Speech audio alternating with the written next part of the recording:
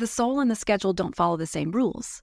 And listening to and communing with God is deeply inefficient. And so our productive minds want to ask a question and get an answer. But what I would like to submit, and I think is really the way of Jesus, is that oftentimes we ask a question and we're met with another set of questions. And so our work then is to begin to discern not maybe the end game or the ultimate answer, although hopefully that will end up coming, but is to discern just one next right thing, an arrow in a particular direction. And that is often much more accessible to us, but it's a much slower process.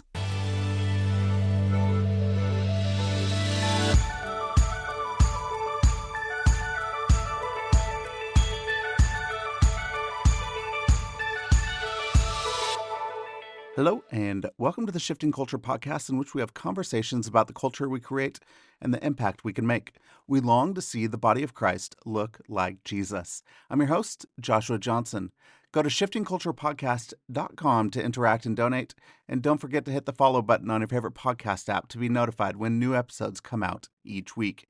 And go leave a rating and review. It's easy. It only takes a second, and it helps us find new listeners to the show. Just go to the show page on the app that you're using right now and hit 5 stars. It really is that easy. Thank you so much. You know what else would help us out? Share this podcast with your friends, family, your network. Tell them how much you enjoy it and let them know they should be listening as well. If you are new here, welcome. If you want to dig deeper, find us on social media at Shifting Culture Podcast, where I post video clips and quotes and interact with you all. Previous guests on the show have included Todd Bolsinger, Jim Wilder, and Jesse Cruikshank. You could go back, listen to those episodes, and more. But today's guest is Emily P. Freeman. Emily is the Wall Street Journal bestselling author of 6 books, including The Next Right Thing and How to Walk Into a Room. As a spiritual director and workshop leader, her most important work is to help create soul space and offer spiritual companionship and discernment for anyone struggling with decision fatigue. Her podcast, The Next Right Thing, offers clarity and direction for anyone who wants to move beyond the pro-con list in decision-making. Emily holds a master's degree in spiritual formation and leadership from Friends University, where she also serves as a residency lecturer. She lives in North Carolina with her family. Emily and I have a great conversation around decision-making, discernment, and how to know when to stay and when to go. We walk through a 4-step discernment process, telling stories of how it works. The 4 steps are pointing and calling, remember your path, acknowledge presence, and yield to the arrows. Our decisions are often made in the moment, but our character is being formed along the way. So we focus on questions and who we are becoming rather than the answer. We talk about when we are ready to enter a new space, but it's not time yet. And when we know it's time, but we aren't ready. It's such a fantastic conversation. I know that you're going to love this one and get a ton out of it. So join us as we discern when to stay and when to go. Here is my conversation with Emily P. Freeman. Emily, welcome so much to the podcast. I'm really excited to have you on Shifting Culture. Thank you for joining me. Oh, it's so my pleasure to be here with you today. I would love to start with some of your decision making. You know, you wrote this book, How to Walk Into a Room, and it's not just about opening a door and saying, hey, I'm here, but it is a good discernment process and decision making. I'll just start with something. I'll give you a direction of like, hey, we're going to go here. Why don't we start as an introduction to yourself? How about starting to decide and making a decision, discern whether you should become a spiritual director? And what was that decision like for you? And how has that transformed your life with Jesus? What an excellent question, because and I say that because it has been in some ways the most non-surprising surprise for me in my life to, arrive here at this path where I'm, serving as a spiritual director. I feel like in many ways, so much of my life has been pointing in that direction, but sometimes the most obvious things to us take us the longest to unpack. And so it started for me, if I could point to a time when it started for me, it was back in 2016 when I was thinking about, I had been meeting with a spiritual director on my own. So I'm assuming we all are on the same page with spiritual direction, but I'll just say a sentence definition just for those who might be like, what's a spiritual director?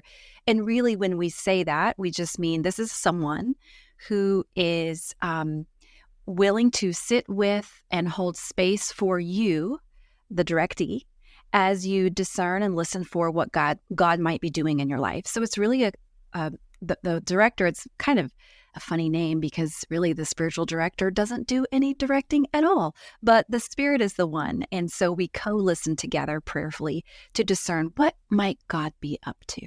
And so that's really, I had been meeting with a spiritual director with that type of posture for several years by then.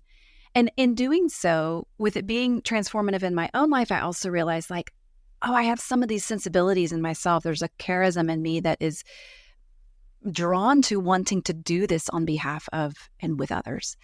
And I started looking for programs, as we do. That's what we do. Like, how can I learn? And so in that process, though, I ended up finding a spiritual formation program, which is not a spiritual direction training program.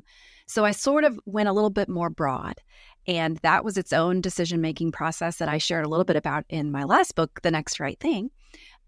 Just about sometimes our decisions are the hardest when they're between two good things.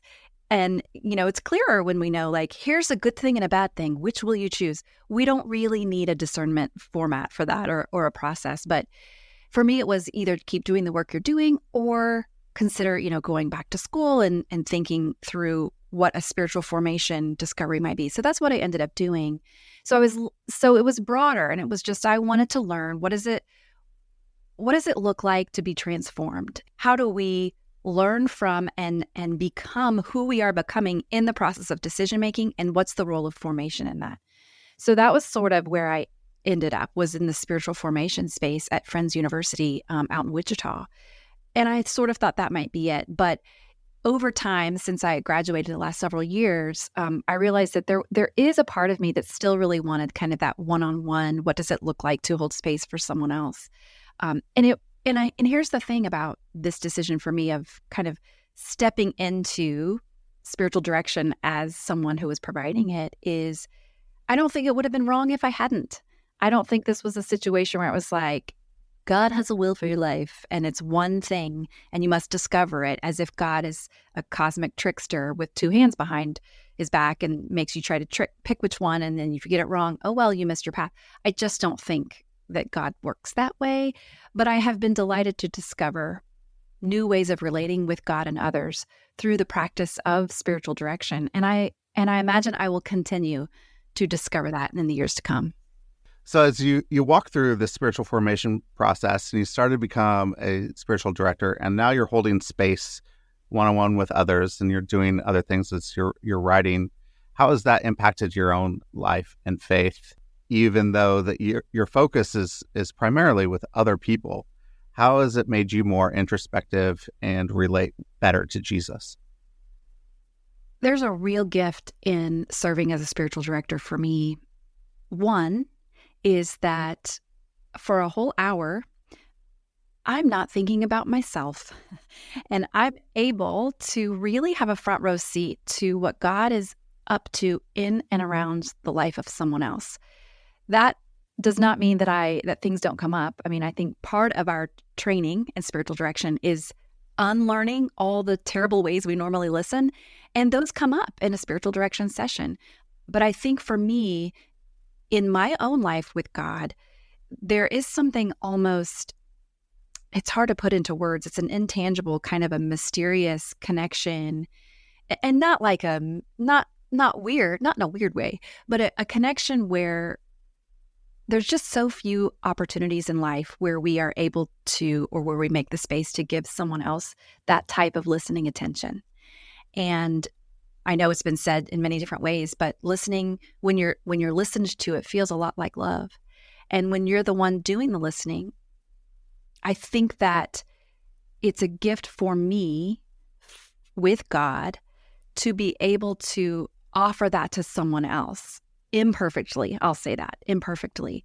But I think it also the the most transformative part sometimes for me in meeting one-on-one with someone is just after, either right when they leave or just after. A lot of the work I do is on Zoom. So when we turn off the Zoom call, and there's sort of this, like a thin place that still hovers in the room.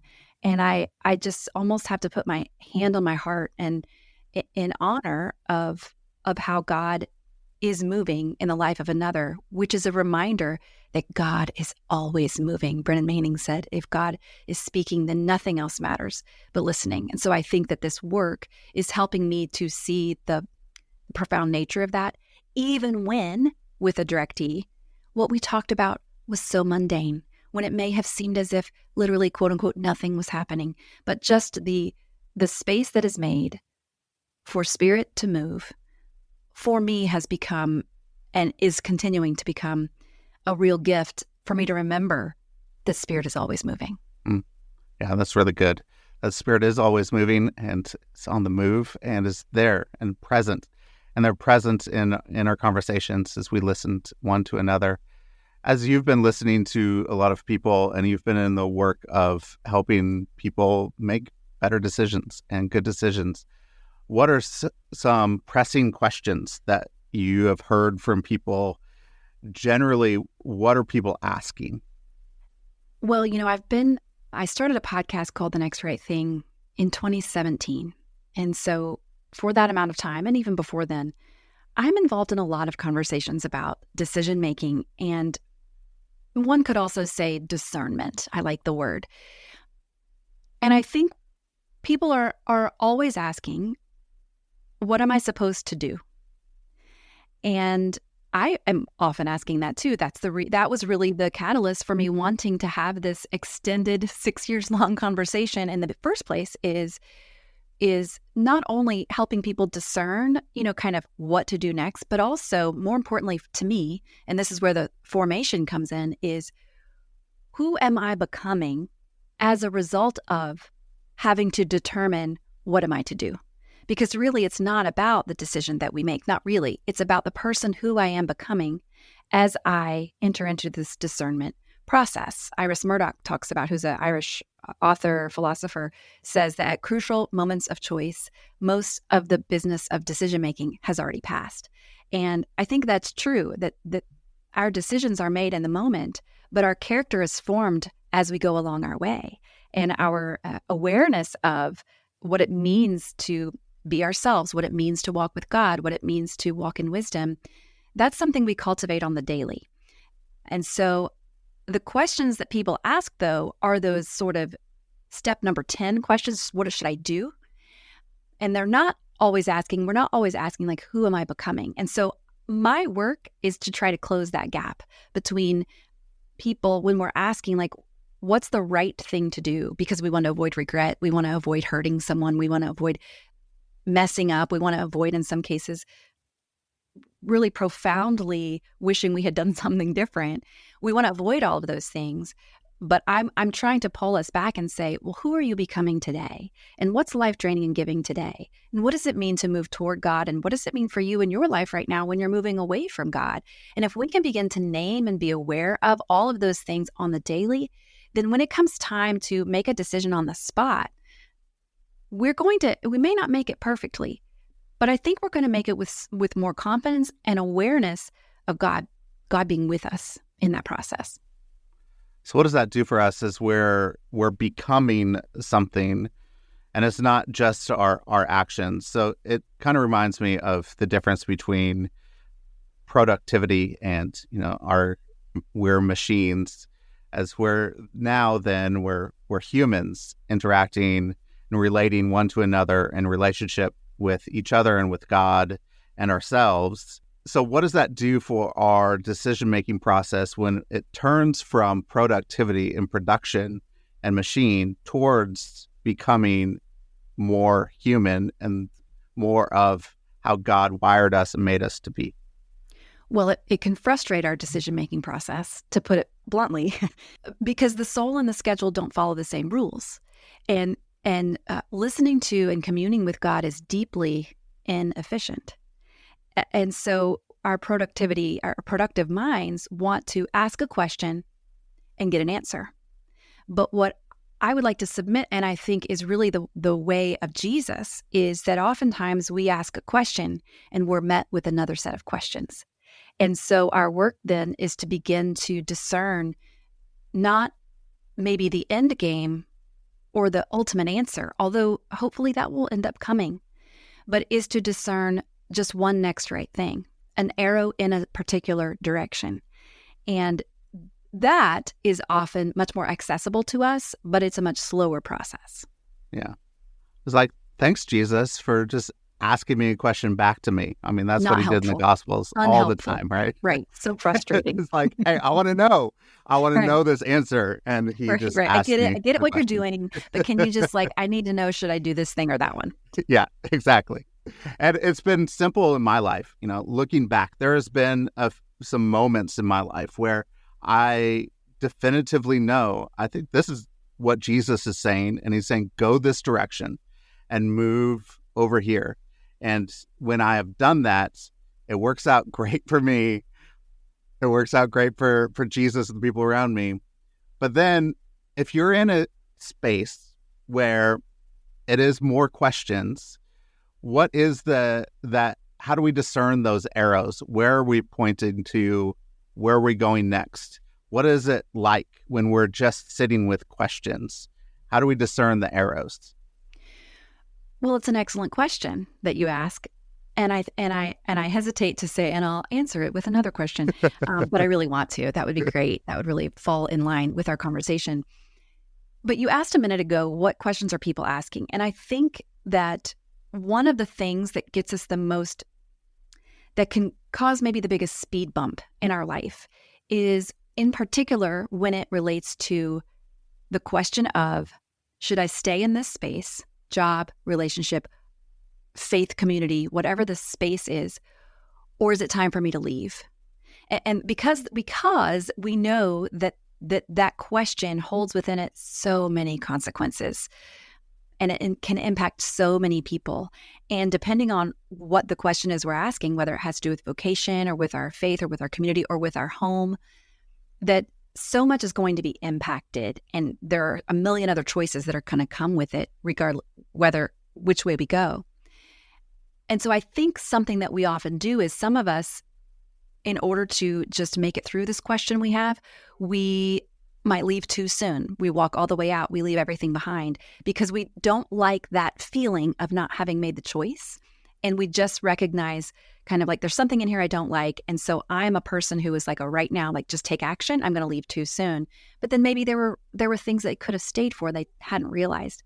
Other times we might leave on time, but we don't have a framework for processing that or for reflection. And so we don't really know how to walk in a healthy way into the next room that might be waiting for us. I would say some of the most painful exits are when we're forced to leave, even though we wanted to stay. And then we're left asking, well, what now? I'm in a hallway, not of my own choosing. And so where do I go now? And then there are some of us who stay put, and maybe we stay longer than is time because we didn't have a framework for making this decision. And then we wonder, how do I make peace with the change that's come in this space when maybe I should have left a month, a year, 10 years ago, but here I am, and what am I to do now? So to me, and what I am leaning hard into, is sort of a 4-part framework for thinking through, okay, should I stay or should I go? I dare you not to have that Clash song in your head. Good luck. I was about ready to sing. So no, I know you were. But there is a framework to follow. And I think it begins with a question, which is, what is true right now? And I call this a practice of pointing and calling. I'm not the first to call it this. It's James Clear talked about this in his book. Maybe you've heard of it, Atomic Habits. It's a best-selling book about how we build habits towards change. But in it, he talked about the Japanese railway workers who have this safety habit of pointing and calling out what is true. They don't just look at the speed, they actually say it out loud with their voices. When the train comes into the station, they actually state, what was the mileage and what is the time? Everything is spoken. And it seems kind of silly, almost like toddlers pointing out obvious things like, there's my ball and there's my doll and it's time to watch Bluey. But how this can apply to us, what James Clear submits is that, When we state these things plainly, it helps us know where we are in space and time. It helps us to do that next right thing and to build small habits. And I would say the same can be true for our inner life, that when we point and call it, what is actually happening in this room, so that I don't leave too soon or stay too long? What is true here now? And there are some questions we can ask ourselves in those spaces that can help us begin to discern, not should I stay or should I go? That's a step 10 question. We're just at right now, what are the yellow flags in this room? A lot of us want to say, well, this is a red flag, this is a red flag. And I would just submit, what if instead of going directly to everything's a red flag or everything's a green flag, what if we say, anything that gives me pause is a yellow flag? And it's just an invitation to pause and to hold and to pay attention and to name specifically, to point and call what's actually happening here that's causing me to ask the question, should I stay or go in the first place? Yeah, that's really good. Yes.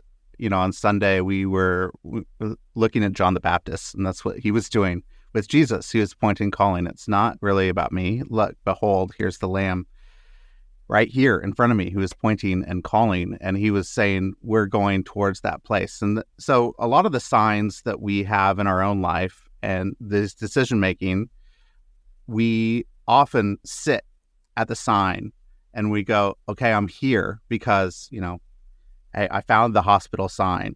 But really, you need to go into the hospital. You need to continue to move forward. What are some of the questions for us to start to discern as we start to point and call, say, what is true right now, that we can say, this is the place that we're going towards, and we're not just sitting at the signs and not moving past them? Well, I think this process is sort of like, if we could use the metaphor of a room, that if all of life is like a house, then every room tells a story. And we know that some of the rooms are definitely for us. Other rooms, we know immediately we step in, this is not a room for me. But then there are some rooms that have been for us, but are not for us anymore. And we're trying to discern, what is this about? And so some of those questions you can ask before you make a final decision about staying longer or getting out or even making a change while you're there. One question could be, is anyone or anything missing from this room? And if so, who or what? That for me is a really helpful, just big picture question of knowing who feels comfortable here, who has already left this room ahead of me, who is walking into this room, what kind of impact does their presence have on the room, and what kind of impact have those who have already left, what kind of impact does their absence have on this room? Now, obviously, this may not apply for every single room of our life, but I think especially in communal spaces, these are some good questions to ask. Another question that we can ask is, to what extent can I be myself in this room? Do I have to change myself to such a degree that I don't even recognize myself in order to inhabit this room anymore? If the people who know me the best and who love me the most showed up in this room, what questions would they have for me? What questions would they have about this space? Would they see a version of me that they recognize? Or do I find myself constantly having to censor or edit or muffle my own thoughts or ideas? By the way, that can be a good question to ask in particular relationships or partnerships, because a lot of times we might find ourselves just shifting ever so slightly in a certain direction, but over time you can end up in a really different place than where you ever intended in those personal or professional relationships. So I think that's another good question for those types of rooms.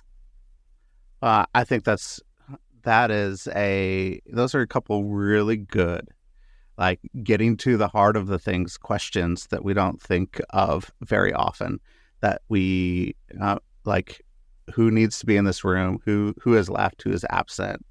Those are really good things to help us discern. Well, is this room still a place that I need to inhabit, or is it time for me to leave? As you have in your life, is there a time when you have started to see, oh, this room, it doesn't fit anymore. I know that I need to leave, but you stayed too long. And what was that process like when you stayed too long in the room and you finally got to the place where, okay, I have to exit or else I'm going to implode. What was that process like? What was a time in your life where that happened to you? I'm glad you asked the question because I think it's an important one to point out, because there are various types of time that I think it's important to point to. And one is when you are really ready to leave, but it is not time. And there are other types of potential exits where you are not ready at all to do a thing, but you know the time has come. And those require really different energies. I think when you're ready, but it's not time, patience is developing within you. And when it's time, but you're not ready, is an opportunity to exercise courage. And so one specific time in my own life when this has been true is when I was co-leading an online membership community for writers, and I helped start it. And it was with a couple of business partners. One was my own dad, and we had a great relationship. We still do. So it's nothing like that. But it was just one of those things where over time, I started to realize this work I'm doing with these writers and in this space is very good work. But I don't know if it is long-term going to be my best work. And I felt called and pulled in a direction of being able to kind of focus on some new writing and some new things I wanted to do professionally and even just personally, that because I was a part of this business was just not going to be possible because of the capacity. And so I started to talk, my business partners and I, we talked it through, and, there were some things in motion to be like, okay, well, what does exiting look like for any of us who might want to exit in the future? And I was sitting on ready, as my mother-in-law from Mississippi says. But then something very small happened called the pandemic of the year 2020. And I was ready, but it was not time. There were things that we needed to shift. And I'm sure a lot of people can relate. Maybe you were ready on a decision and you were kind of heading in a direction. And then something huge happens, whether it was the actual pandemic or something else in your life, a diagnosis, a family, something happens. And you're ready, but it's not time. And so I don't know that that's an example where I, quote unquote, stayed too long, because I don't know that there was another course of action I could have taken. But bodily, in my body, I felt that feeling of being ready for a change, but not being able to make that change. And so that was a period of 3 years where I do feel like I was challenged to cultivate patience, to learn what I could learn, to receive the gifts of the room that I had, to make the best of a time that was difficult on everyone, not just in the business, but just globally, everyone. And to really accept the difference between kind of what I would say would be good timing and what ultimately, in partnership with God, was the good timing. So I think that's one example where some of it may have been, I could have just walked away, but I don't think that leaving would have been good for anyone.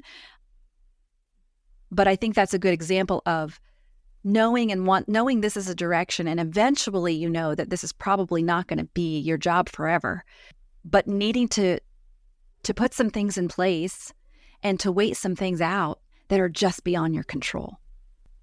It's hard to be in that space sometimes as you're waiting for it to be the right time, that you have been ready for a long time to jump and to get out of the space, and it's not the right timing. But sometimes, we second guess ourselves constantly. Is this really the right time? Oh, no, it's not. I can't do it right now. It's not the right time. And we even continue to stay. And maybe for a decade, we're saying, no, it's not the right time. Something comes up. How do you have the courage when you know it's time, even though circumstances are telling you it may not be the time? How do you have the courage to say, jump? It's an excellent question. And I think it depends on the person and on the situation. And sometimes I don't have the courage.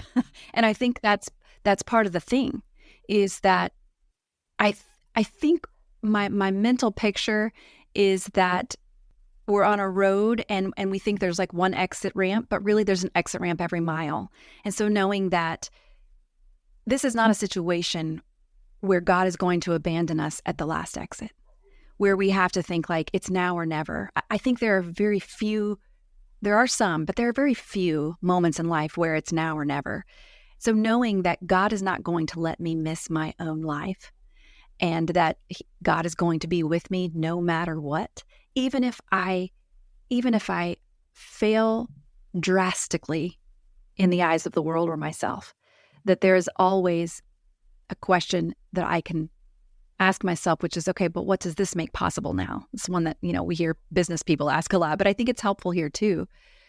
But I would also say that in addition to pointing and calling, some other steps along that path are one, or two, I would say. Pointing and calling would be step one. Step two would be to remember the path you've already walked. So rather than trying to peer ahead into the future of like, when is the right exact time to leave, or, thinking about there's a path in front of me that I have to discern, I would say the first thing to do is look at the path behind me that I've already walked, because that's really in life, we're almost always only standing at the start. There is no path laid out before us except the one we walk with Jesus. And it's not necessarily predetermined in the way that we think. I think there is such a collaboration with God that it's almost like we're entering into a dance together, and that there is a back and a forthness that we can experience in communal life with the Trinity, that we can move forward together and create a thing that wasn't there before, not us having to try to find something that we missed. And so this practice of reflection for me has been helpful to determine timing, because I don't know what's ahead, but I do know what's already happened. And I can look back and see when are other times when I have stayed too long, and what were the signs along the way, and what was at stake for me to leave sooner, and what was the result of me staying longer than I had hoped. Beth Moore did an interview with Russell Moore talking about leaving the Southern Baptist Convention. And she talked about how it's a lot easier to leave when we're angry than when we're sad. And she talked about how if we wait until we're angry, we may have waited too long. And I think that's an important barometer. It can be one barometer to consider. When are times in my life in the past when I have been so enraged and I have left the room and slammed the door behind me? That's one way to leave. Is it the most generative? Is it the one that I treasure the most? Probably not. But man, it is easier to leave when you're angry than when you're sad. If we don't want to leave when we're angry, what does it mean to leave well, to exit a room? We're talking about entering a room, but what does it mean to leave the other room behind well before we enter into the next room?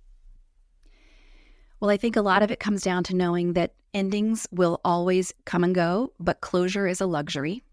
So knowing that not all endings will have closure, and letting that alone bring us a little bit of peace.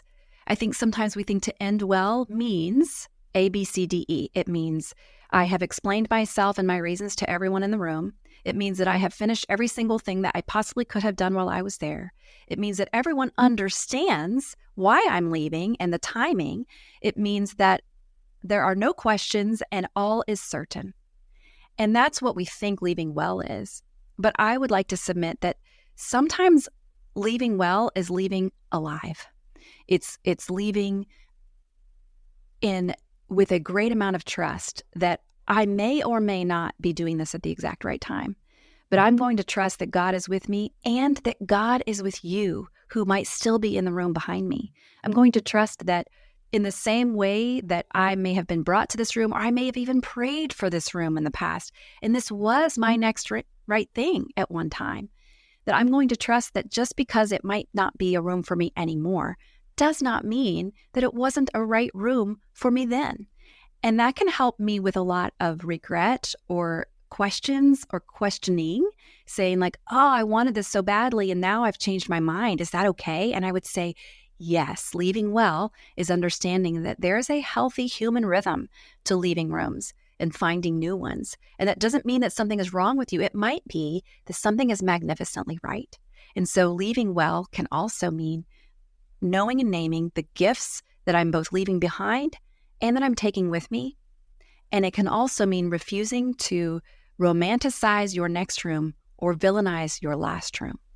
Yeah, that's good. I think when we're exiting a room, one of the things, I think the fear of me, like my fear, I won't talk about other people, but my fear is that all of my people that I've had that were with me in this will abandon me. I have a fear of abandonment, right? And you have been over and over again talking about in this conversation about witness. God is with you. Other people are with you. People can hear you and listen to you. What is that process like of leaving a room with that fear of abandonment, knowing that most likely these friends may be gone as well, and that we might have to find new people on our journey? You have beautifully described the third movement of this discernment process, which is acknowledging presence. Because the reality of it is that I hesitate to say out loud because it's kind of sad, is that some people will abandon you and that there will be some relationships that will be lost to time. And that will need to be grieved and that will need to be named. And I think that we do ourselves no favors when we think that trusting God with our next right thing, especially when it comes to leaving a space, means that God will then allow every relationship to remain the same and will allow me to still feel like I'm part of this group and will allow me to maintain all of my things that I earned in order to be in that space to begin with. The reality is there might be a lot of loss that we have to contend with. But I would say a greater reality that as we leave rooms and find new ones where we can flourish and grow is that we are becoming someone, and hopefully we are becoming more fully ourselves. And part of that process is two things, is paying attention to and living in line with, one, our own core values, and two, our own spiritual personality or our way that we connect with God. And sometimes when our core values and our own way to connect with God, when those are aligned in the spaces where we find ourselves, to the degree that we have the control to align those, because obviously sometimes we can't make the decision to leave and we must stay in a place that there's misaligned. But when we can align, I think that can often, there's a presence that is available to us in that, even with the abandonment feeling, even with the loneliness. And the presence is our very selves with God. And coming home to our own self in God can offer a great amount of comfort in the midst of some real potential loss of relationship. Well, let's grieve. That's fun. I know, But it's grief the worst. it's the worst, but it is really important. And we often forget to do it, or some people forget to do it, and they pass up that opportunity. There's a forced leaving. My mother-in-law, who lived with us for 6 years, just passed away a week and a half ago, so 10 days ago. And so we're in the midst of grieving.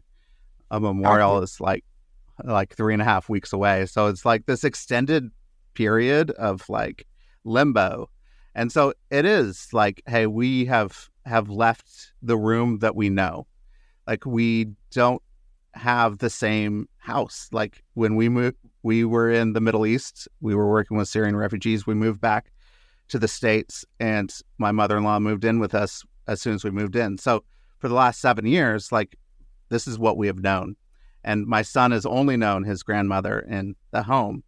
And so now we have to walk into a new room, and we have to grieve the loss of a loved one that lived with us. But also now our literal home feels quite different. So if I'm not physically moving and going somewhere else to have a start to enter into something new, are there any good steps that we can take to say, okay, even we're in the same space, like the physical space, how do we make that and enter in well into something brand new? Well, you mentioned this communal goodbye. And one of our rituals of when someone dies is we have in our culture, and all cultures have their own grief rituals, but one of ours here is we'll have a memorial service or a celebration of life or a funeral, whatever you might want to call it.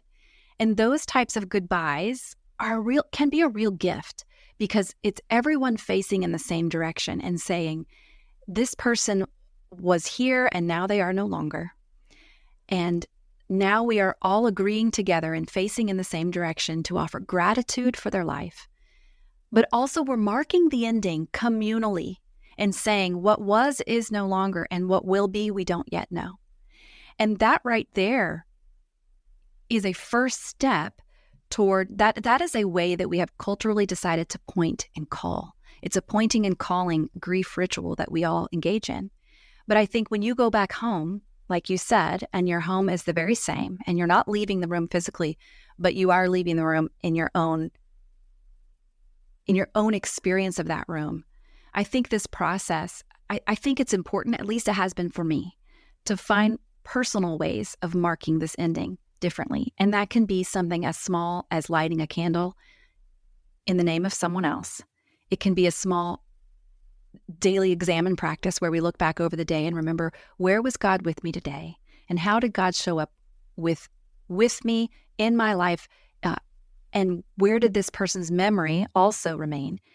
Are there any new rituals or rhythms we can engage as a family that we can be thankful for what was and name it and not avoid it, and not avoid the pain and the grief that will come along with letting it go, but also we can intentionally introduce new rhythms and engage them together communally, facing in the same direction, in smaller ways carrying on. I'm a big fan of when there is no communal ending to mark, that we find ways to mark those endings on our own. And so I think a funeral or a celebration of life is one way we do that. And it's a very good way, an important way. But then there are those daily things that might come up too, that we might need to have celebrations of life ongoing on behalf of someone else as we continue to grieve their absence in our physical space. Thank you. I think that's helpful to walk in that direction with others. And I know that there's a lot of people who have said, we're going to face this same direction with you. And that's important, that we acknowledge, the presence of others, the lack of presence of my mother-in-law and who we have in this room with us is good. And that you have, one last step here in your process you have is yield to the arrows. We've talked a little bit about arrows. Is there anything else that you'd like to say as we move into this last process of yielding to the arrows? Well, I think that the arrows is a contrast to an answer, and that it's, this idea of I'm mixing my metaphors, forgive me, but if we think about the road metaphor, that if I'm in my home in North Carolina, where I live, and I'm headed to Florida, I don't get in my car outside of my own town and see a sign that says, this way to Florida. I see a sign to Charlotte, and I follow the arrow to Charlotte. And then when I get to Charlotte, I'm going to follow the arrow to Columbia, and I'm going to keep going south. I know ultimately the direction I'm headed is Florida. I might not know exactly, though, from here. It's not going to tell me that's where I'm headed all the way back here. And so I think in life, the same can be true as we yield to the arrows in our life. I might not know where I'm going to end up vocationally. I might not know if I should choose this space or that one, but I can pay attention to what is just one next right thing. What is one arrow I can follow? And I would say usually an arrow to me is just one thing. It's not 16 things, which is, very inefficient, as I said before. But I think this idea of arrows, I introduced that idea back in my book, The Next Right Thing, in 2019. And that's one of the things that has given people the most trouble. They're like, but what do you mean an arrow? And how do I find an arrow? And how do I see? Do you mean a sign? Do you mean a voice? Do you mean, and I want to say like, oh, love, it's all going to be okay. I think arrows can come in all kinds of ways. But one of the most obvious ways that we've already talked about is looking back before moving forward. It's remarkable how looking back can actually help me do my next right thing, because I don't know the future, but I do know the past. And so paying attention to arrows I followed before and knowing where they've led can really help me think about my next arrow.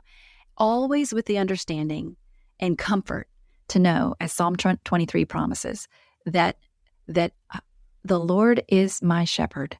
I have everything I need, and that he will lead me, no matter if it's through valleys of shadow of death, that he will lead me and he will be with me. And that's a promise that we can hold on to. And I think it's an important one to think about with that final movement of yielding to the arrows, which, by the way, these 4 movements do spell the word pray, which I think is the most important rootedness to remember in any decision-making process is paying attention to how God is with me now and now and now. And that's a form of prayer. It's beautiful.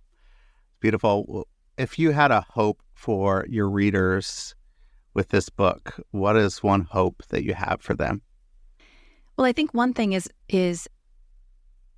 maybe a reminder, maybe something that nobody ever says to you, and that is that maybe you need someone to tell you that no matter how much you wanted something, prayed for something, or worked hard to get it, that if a room no longer seems to fit, it's good to begin to explore why. And so that's sort of the beginning of the process. And I guess I would say my hope is that in that exploration, I guess my hope would be that we would not be so afraid to make a move or even to stay put, but that our narratives would not get in the way, our narratives of what it means to be a stayer or what it means to be a leaver or what it means to quit something. Like, these are strong, deeply held cultural narratives, depending on our social location and our season of life and our family of origin. Those are strong narratives that can keep us from really yielding to arrows in our life with God when we might be sensing an invitation, but all those strong narratives might be holding us back. And so that would be my hope, is that regardless of if you stay in a room or leave a room, that you would not be afraid to ask your questions. Yeah, let's ask those questions, not given to fear. Over and over again in Scripture, it says, do not be afraid. And why? Is because God is with us. In this process of yielding to the arrows, to going to find out what is the next right thing, God is with us, and we are not abandoned, and we're not alone. And so we have better stories to tell. We have better stories to tell ourselves, that we can have better questions to ask. And so thank you for walking us through that. Emily, I have a couple of questions for you at the end. One is, if you could go back to your 21-year-old self, what advice would you give? Well, I think I would tell myself, I want to tell myself everything's going to be okay. But in some ways, that's not true. Like, sometimes things aren't okay. But maybe I would say that even when things aren't okay, ultimately, you are going to be okay. Yeah, that's really good. And I think that actually dovetails great into what you talk about in your book, that it is about becoming, more about getting the answers. Who are you becoming? You are going to be okay. And maybe the answer isn't going to be okay, or maybe the thing isn't going to be okay, but you are becoming, and you are going to be okay. That's beautiful. That's good. Anything you've been reading or watching lately you could recommend? Oh, what a great question. I have been reading a book called Braiding Sweetgrass by Robin Wall Kimmerer. And she's a botanist, scientist, but she's also a poet. And so she writes on indigenous wisdom and about plant life and about, the council of the pecan trees. It is beautiful writing. And I just am learning so much about different ways of knowing and how much we have to learn from different traditions, from different peoples, from the land around us. So it's been a beautiful read. I started it years ago, or maybe a year ago, and I was like, I need more margin in my life for this, because I knew it was just so rich and good. And so I've picked it up now, and it has been really generative and life-giving for me. It's a good winter read when you have to hunker down inside and have some space. That's great and beautiful. There was a question I don't usually ask, but you talked about a thin place after your calls with your spiritual directees. what is a thin place for you other than right after that call? What's that space where you feel the presence of God? You know that he is there. It's a thin place for you. I don't want this to be my answer, but I often experience that type of thin place in a time of great struggle. Maybe most particularly, I have two 20-year-olds, twins who are 20, and I have a 17-year-old. And we are just now newly emerging from sort of the teenage years. We still have one in it. But I would say that now and in the past, probably the times when I have most experienced God in that thin place is in parenting questions. In questions of knowing, do I lean all the way in or do I lean all the way out? Because listen, shame never takes a break. And nowhere do I recognize it more than in my parenting decisions. And so I think though that's the worst, and I don't want any of that. I don't like any of those words I just said. However, I have found the promise to be true, that God is with me in the midst of those, what sometimes feels like walking through the valley of the shadow of death and the great unknowing of, am I doing this right? And when is the grown-up going to show up and parent these kids in the proper way? And here I am, they're 20 years old, like Emily. It's over. It's not, I understand. But it feels that way sometimes, like, wow, if only I could go back. But I do feel like I have experienced God in really sweet ways in those times where I am at the, like, not only am I at the end of the rope, I can't even see the rope. I mean, it's just like, there was a rope here one time, and it's long gone by now. Yeah, that's really good. And that's not easy. But isn't it great that God is there with you, that he's walking with you? Isn't it great? I mean, Yeah. It's just incredible that he is walking with you in that valley. There was really nothing, as we were sitting with refugees that came out of a war and were in trauma, there was really nothing that gave them more hope than Psalm 23 and God walking with them in the midst of that, and that embodied presence of another human, that we could be the embodied presence of Jesus in their life as well, gave them much hope. But it's the walking with and the struggle and the pain and the sorrow and the deep, deep trauma of life that you feel his presence, you know he's there. Emily, how can people get your book? Where would you like to point people to? How can people connect with you? Well, you can find me wherever at my name, emilypfreeman.com. Same Emily P. Freeman on Instagram. And at one of those two places, you can find, how to walk into a room, really anywhere you like to get your books. All right. Anything else? I guess I would also say, I have a podcast called The Next Right Thing. We have new episodes every Tuesday, and those are, 10 to 15 minute just reminders of doing the next right thing in various parts of life. And then we also final thing is I have a newsletter, a Substack newsletter called The Soul Minimalist, where we take kind of whatever that topic that week on the podcast was, and we kind of move it to the written space where we can talk about it. Because that's the thing about podcasting, as I'm sure you know, is you're saying things, but you kind of want to have a conversation sometimes. So that's what the Substack and that enables us to be able to do, is to kind of move beyond the pro-con list of decision making and really kind of get into the deeper level of, okay, but what is discernment and what does it look like in this particular situationship? So we do that at The Soul Minimalist on Substack. Well, Emily, I know for me, your podcast has been a fantastic space, but it's a space for me that gives me peace.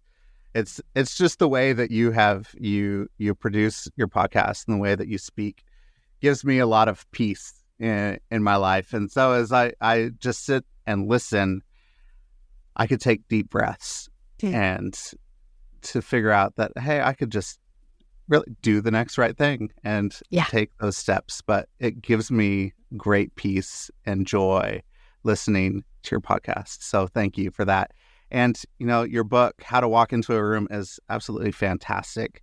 This discernment process of, the process that you talk to, the pray process, is really important in asking good questions, to figuring out how to walk into a room in a space well. Is it time, or is it not time yet? But I feel ready. But, the difference between peace and avoidance, there's so many things. And so thank you for this conversation as you walked us through that process, your story with that process, and you helping us discern how to walk into a room. It was a fantastic conversation. I love talking to you. So thank you so much. Thank you for having me.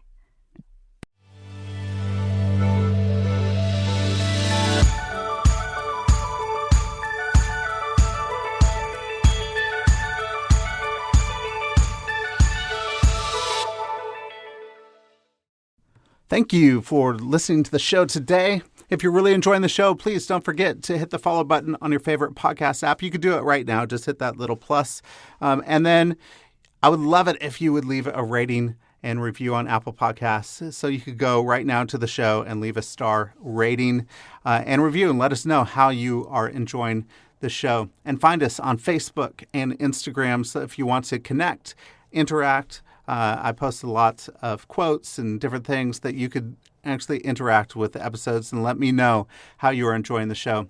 If you feel inclined to donate, there is a support the show link in the show notes, and it would send you directly to a page where you could donate so that new episodes can be produced for your enjoyment. So thank you so much for listening, and I hope you have an incredible week.